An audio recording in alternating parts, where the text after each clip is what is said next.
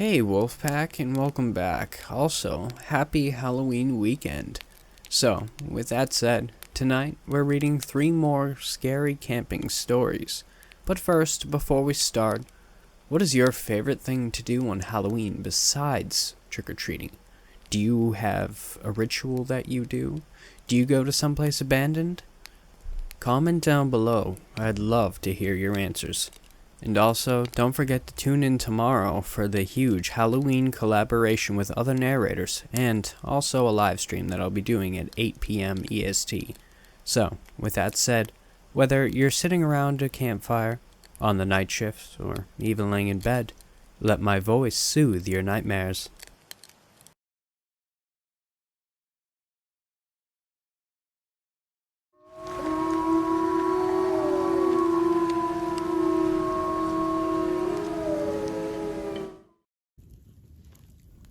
My memories of high school are tainted.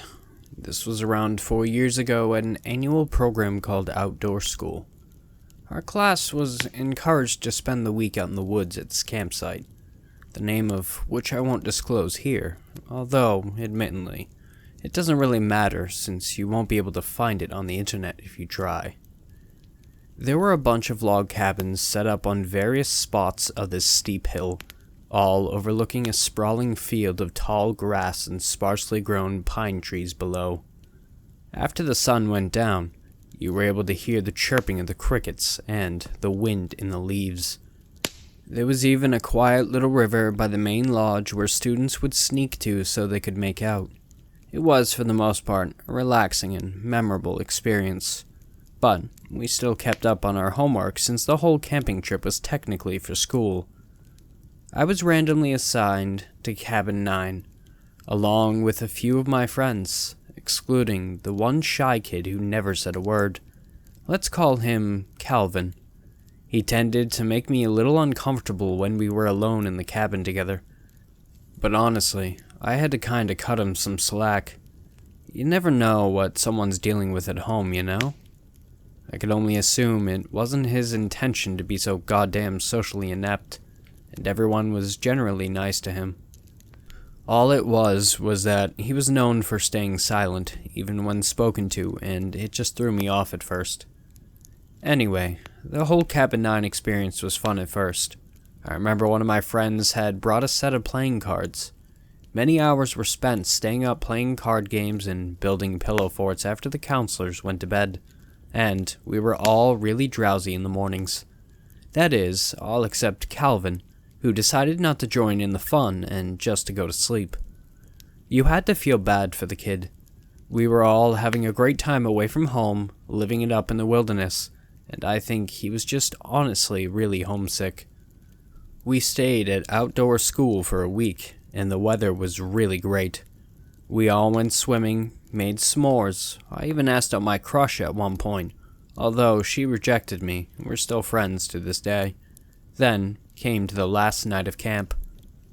Each year is a special treat for all of us high schoolers at the end of the week.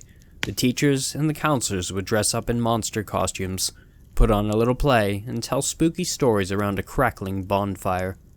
Then, we had this bonding activity where you were encouraged to do, where you and your cabin mates would play a round of hearts, which, if you don't know, is a game played with a deck of cards, and at the end, the loser would have to tell everyone their deepest, darkest fear. Looking back, it was admittedly a bit of an odd tradition. But after all, that's just what it was. Tradition. And we ate it up. Cabin 9 was eventually selected to play, and since all of us except Calvin had already been playing the game for hours every night of the week, he almost immediately fell behind, and eventually lost the game. This is when things start to get kinda weird. Calvin, being pressured to tell everyone his deepest fear, was hesitant at first, but then he spoke, and this was the first time anyone at school had ever heard him talk. He told us his deepest fear was of this tall creature that supposedly showed up in his room every night. He said it had started appearing a few years back, and that it only leaves him alone when he's asleep, but that nobody, including his parents, believes him about it. So, he usually just keeps the story to himself. I remember one of the counselors suggesting Calvin might be experiencing sleep paralysis, or one of the various similar hallucinatory conditions, but Calvin just stared into the campfire and shook his head. "It can touch things, and move things," he said, "and it likes to make a mess." After the events of the bonfire gathering, I started to feel a little nauseous, so I asked one of the counselors if I could head up to bed early. On my way up the steps that led to the door of cabin 9, I saw something a little ways off the path. It was just for a moment, but I could have sworn I caught a glimpse of a dark, lanky figure standing behind a tree a dozen yards away. As soon as I stopped to look, though, I didn't see it anymore. I would have just attributed this to my peripheral vision playing tricks on me, not to mention how dark it got after dusk. But, thinking back to what happened later that night, I'm almost certain that what I saw in these trees was not just my imagination. When all of us were in our bunk beds, whispering jokes to each other and snickering in the dark, I noticed Calvin was still awake. This was unusual since, as previously mentioned, he was always asleep as soon as possible. When I asked him about it, he stayed silent, but something about his demeanor, even with the lights out, told me he was a bit unsettled. He kept rolling around in his sheets and occasionally flipped his pillow over. None of us really knew what was wrong with him, so, after some unsuccessful questioning, we all stopped talking and fell asleep. I woke up later that night shivering. The window nearest to my bed was wide open, and the crisp night air was blowing gently into the room. The only thing wrong with this, besides the goosebumps I had developed from the breeze, was that I hadn't opened the window. In fact, no one had. On the colder nights, all the students were instructed to keep the windows closed and locked. Then, I noticed the silence. It occurred to me that for the first time that week, I couldn't hear the crickets outside or the wind in the trees, which is a fact made more perplexing considering the window was now wide open and whatever was out there would have direct access to the inside of cabin 9. Most mysterious, though, was that all sounds of rushing water from the nearby river had ceased entirely. It was as if we weren't even at camp anymore, but instead somewhere else, far away where things worked differently and all activity after dark was spread few and far between. I sat up in bed and looked around the room. Everything seemed normal, save for the eerie silence, and everyone was in their beds, fast asleep, except Calvin.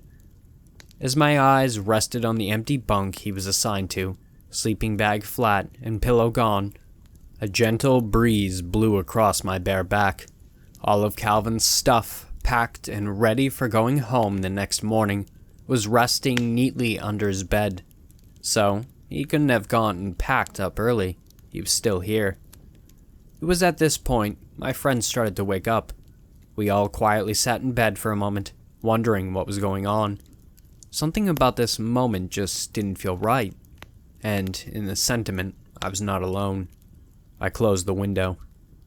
A minute passed, and that's when we heard the shuffling on the roof.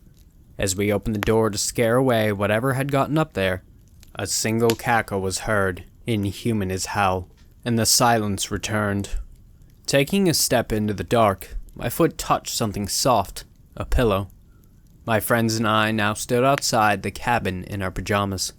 When we finally looked up, we saw what looked at first like a bundle of rags pinned to the front of the cabin, but it wasn't. It was Calvin's body. His story brought my hair to stand. It likes to make a mess. I remember peering out the back of the school bus and watching the scene of Calvin's death being investigated by authorities.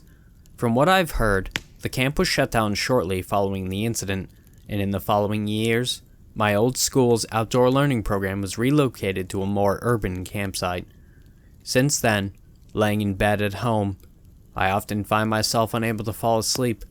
I've tried every method under the sun for getting a full night's rest, but in all honesty, what helps above all else is to simply lock the windows tight and never, ever get out of bed to investigate the noises. I don't know what to do anymore. I tried everything to leave this godforsaken mountain, but I keep ending up at my cabin. Worse yet, something attacked me. I'm doing this as a last resort. At least I can try to warn others. It all began a week ago, when I decided to come to this place. Actually, it isn't even mine. I got it as a gift from my granddad back when he was alive. God rest his soul. It's a cabin located on top of a mountain at a height of 1,435 meters high and only has one trail leading up to it. I never came here. Something within me didn't allow it. But that all changed after my girlfriend, with whom I'd been together with for 2 years, left me. That's when I decided to take a break from the city. I took some days off, and luckily my boss understood why. "Be careful out there. There's a lot of things roaming the mountains," he said, while I packed up my stuff. "Yeah, wild animals, but I'll pack the rifle for them," I replied calmly to his concern. He looked at me for a second, not blinking. "Not just those," he said, placing a hand on my shoulder. "What do you mean?" I asked curiously, but also nervous for some reason. He took a second before responding. "I won't bother telling you because you'll assume I'm insane, but just be careful," he finally answered. Well, he seemed more insane than if he would have told me his reasons anyway. I got in my Jeep, making sure I packed everything. I planned on staying here for a week at most, just to clear my mind. I hiked for a few hours. The trail was surprisingly hard, but I finally made it. The mighty wood cabin stood before me. The only weird thing was that it was maintained. It even had logs next to it to light up the fire inside, but I knew damn sure nobody has been here ever since it has been given to me. Maybe somebody took shelter some time back and decided to leave this as a thank you? I thought to myself. My boss's warning not coming to mind. I smiled, seeing that amount of firewood would last me for at least a week. I went inside the cabin. Unsurprisingly, the wooden door was unlocked. Inside, well, it was just like outside. Mint condition, everything in its place. The bed was made, and the cabin was maintained well by the stranger who took shelter. I breathed in relief. There were still nice people in the world. Everything was fine until yesterday. I can't remember when I first tried leaving. I packed my stuff, making sure to tidy up the place. It was a fresh summer morning. The fresh and slightly cold smell made its way to my nostrils, sending a shiver down my spine. Time to pack up, I said to myself, feeling better and more motivated. If I moved well, I was going to be at the base of the mountain by dawn and home by tomorrow. I took one last look at the cabin before turning to hike down the trail. I went for a few hours before I started noticing something weird. I took a break, laying on a fallen log just off the trail. I looked at the passage as cold water flowed down my neck and noticed what looked to be the same carved tree I passed some time ago. I put the bottle down as a weird feeling creeped up on me. I looked back at that direction I was coming from. It seemed normal. Then I looked back at the tree. When I looked back, I swear a shadow jumped as to hide from my vision. What the heck? I mumbled to myself. Was there another hiker? But where would it hike to? This path, from what I know, leads only to the cabin. Maybe it was the hiker who took shelter and was going back. I had too many questions juggling in my thoughts, so I did the only logical thing. "Hello? Is someone there?" I yelled towards the forest. I got nothing but some crows flying away, disturbed by my voice. How dare I? I yelled again, this time louder. "Is someone there?" This time, crows didn't fly away, but some leaves shuffled in one of the bushes. I sharply turned my eyes there. staying locked as I slowly reached for the hunting rifle I packed. It just sank in that it could be a mountain lion, or God knows what else. "If you're a person, come out with your hands up! I have a rifle!" I exclaimed towards the bush. This whole scene looked like a shitty comedy movie, and I was very aware that. The decisions I made turned this shitty comedy movie into a shitty horror movie. Out of the bush, a deer looked up, then towards me. I sighed, calming down a bit before turning back towards the trail. As I picked my backpack up, I felt the hairs on my neck stand up, like something was looking at me. I froze, peeking with the corner of my eyes around me as much as I could, seeing nothing. I tried to tell myself to calm down, but something infiltrated my thoughts, telling me to turn around. I finally caved in, turning around with my rifle in hand. There stood the deer, still watching me. What the fuck? I desperately asked myself, finding no response. Out of nowhere, the deer smiled, showing its yellow teeth. The smile grew unnaturally long, yet I stood there, watching the sick animal grin. I finally snapped, shooting at it. For some reason, that was my response, but I didn't even manage to aim right before it was out of my vision. The fuck? I asked, dumbfounded and scared. I started booking it down the trail, rifle around my neck, forgetting the backpack on the log. I ran for God knows how long before I made it back to the cabin. My face turned pale upon seeing the sight of the place I left hours ago. Did I run up instead of down? But that couldn't be. No, I'm damn sure I ran downwards. Fuck. I took a breather to think the situation through, and for my breath to catch up. As I was doing this, from behind me shuffling was heard. I turned around sharply in my place only to see the fucking deer. That deer followed me all the way. What do you want from me? What did I do? I broke down crying. It was too much to take at that moment. The deer didn't respond. Of course, it's an animal. But it kept grinning like it was seeing food, like I was prey. I realized this and started booking it down the trail again. I kept running and running before I made it to the log I rested on. Everything looked normal, except for the fact that no sounds could be heard. No wind, no crickets, no birds, nothing. And my backpack wasn't even there. Something isn't right. I knew this since I saw the deer. I looked around and I saw the marked tree. I got closer to it, making sure I'm aware of everything around me. On the tree carved was, "If it sees you, it's too late." Who's it? The deer? I thought to myself.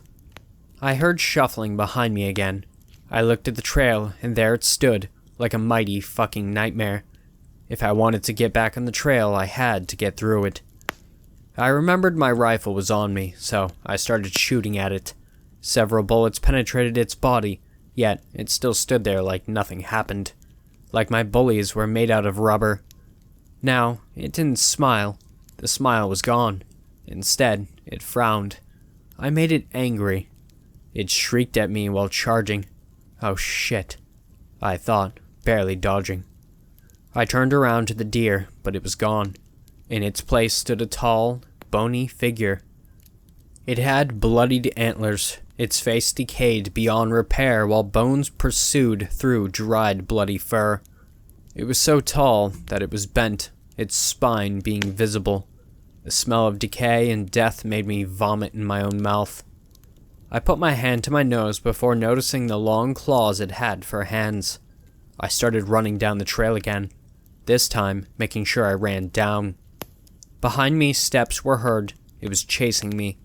I don't know how much I ran before noticing the footsteps stopped. Did it give up? I also noticed something else. I was back at the cabin again. No, how? I yelled desperately, all logic leaving while panic settled. I felt something in my pocket, my phone. I quickly took it out, 2 bars. Wasn't sure if the call would go through. I dialed 911 anyways, but the call didn't even go through before it was cut. Come on, you piece! My voice, shaky, was cut from another voice behind me. It's useless, Wayne. You won't get out of here. The rusty voice chuckled. It sounded like a fork scratching on a plate. It hurt my ears. I turned around. The tall deer stood there grinning, creepily again. What the fuck do you want from me? I yelled back, but it didn't respond. Instead, it just chuckled. It transformed again in front of my eyes. It won't ever leave my mind. It was so disgusting I threw up then and there. If it did it to intimidate me, or to show me how weak I am compared to it, it sure worked. It dashed towards me again, blocking the trail. I ran inside the cabin, seeing that as a last resort. The door was somehow unlocked. I locked it behind me and stood against it. It managed to trap me. I looked outside the window, but there was nothing there. I couldn't go out. What if it was waiting for me in the tree or something? I couldn't risk it, so I did the only logical thing at the time. I barricaded the windows and the door with planks, and that's how I ended here, to the present. I'm trapped inside a shitty wood cabin, while something out there is waiting for me. It's been like this for some days now, and my brain is ready to completely go insane. I don't know how much I can endure this. I'm so fucked.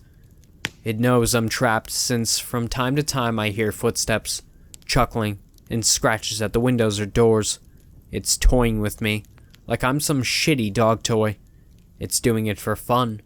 It likes to torture souls like ours.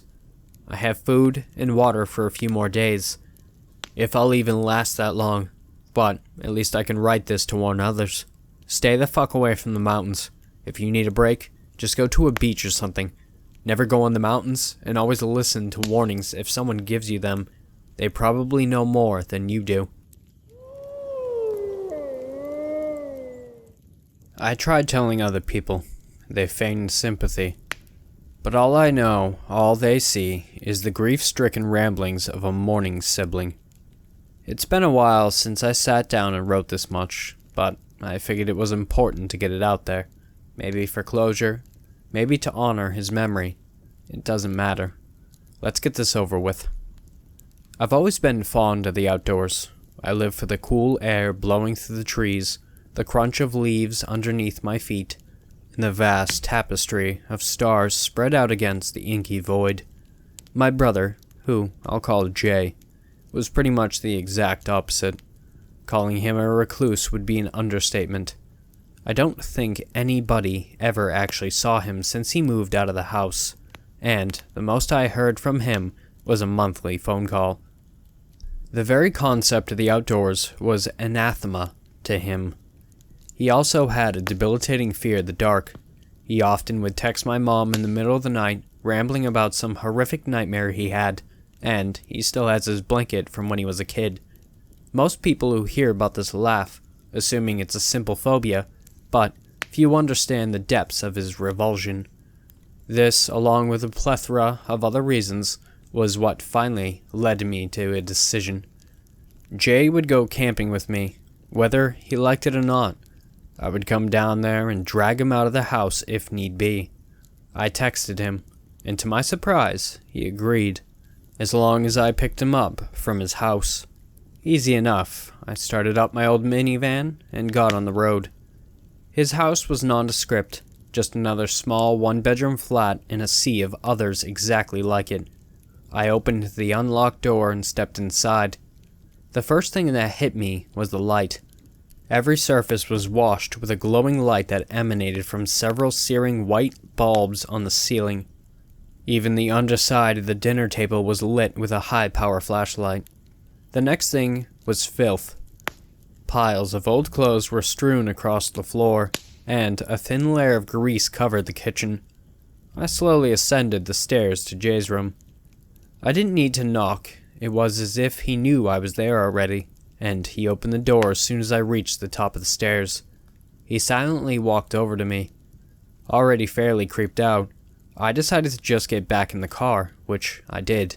Jay followed me just behind. We drove in silence. I asked him if I could put on some music, and he just nodded. The rest of the 8-hour drive was more of the same. When we got there, I was so excited I jumped out of the car. We set up our tents in silence, a silence I could tolerate, however, as it was punctuated by the gentle chirping of birds. The first day went by smoothly until night fell. We roasted some marshmallows around the campsite, almost forgetting just how quiet it was, and went to bed around 9 or 10. Jay seemed fine, and we were in separate tents, so I didn't worry too much about it. Big mistake. As I usually do on camping trips, I woke up in the middle of the night and went outside to take in the ambient sounds. I looked up groggily and almost gasped. The stars were blinking out, one by one. The tiny points of light above me were disappearing, seemingly randomly. At first, it was too small to notice, but soon patches of the sky were entirely shrouded in darkness. I was about to pass it off as sleep-deprived hallucinations when I heard groaning coming from Jay's tent. I rushed inside and looked over to Jay's sleeping bag. He seemed to just be having a nightmare, but as I looked closer, I noticed tiny black spots near the corners of his mouth, like specks of tar. Then, all at once, a jet black liquid came rushing from every orifice on his face. I screamed with terror. I wanted to call 911, but my legs stayed frozen as more and more of the thick tar-like substance spurted from his eyes and mouth. As it touched his skin, it burned away the flesh. So, by the time it was done, all that remained was a large grayish stain on the sleeping bag. I was hyperventilating at this point. I had just watched my brother die in front of my eyes, and I had done nothing. I couldn't help it, and I started crying. Who could I tell? They won't believe me. They all pretend to understand, but I know they think I'm going insane. Maybe I am. Who knows at this point? I've started keeping the light on while I sleep.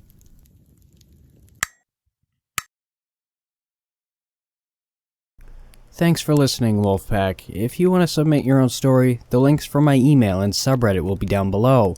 I've also created a Discord, so if you want to join that, the link will be in the description down below as well. Don't forget to like, share, and subscribe. And with that said, have beautiful nightmares, and I will see you next time.